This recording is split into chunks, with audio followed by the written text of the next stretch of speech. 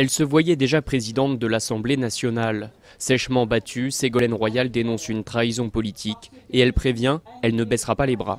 C'est un sujet de tristesse, je veux le redire, je l'ai dit hier soir, parce que je pense qu'elle ne méritait pas ça. Voilà. Et qu'elle avait toute sa légitimité, non seulement pour être à l'Assemblée, mais pour présider l'Assemblée nationale.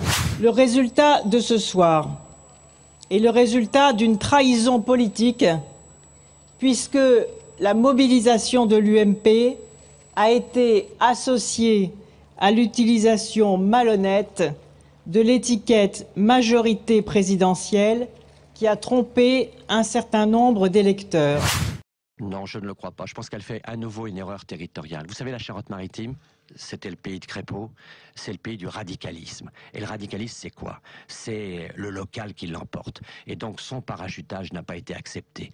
Et donc, elle veut faire de son échec un échec politique, et c'est un échec personnel. La défaite est toujours cruelle, bien évidemment, et sans doute injuste. Elle doit le ressentir ainsi. Et moi, j'ai une pensée pour elle ce matin, parce que c'est la dureté du scrutin majoritaire, précisément. C'est que toute une série de personnalités peuvent être battues. Il faut s'interroger aussi sur les conditions de cette arrivée à La Rochelle. Elle n'a sans doute pas été suffisamment bien préparée, mais je regrette que Ségolène Royal ne puisse pas siéger à l'Assemblée nationale.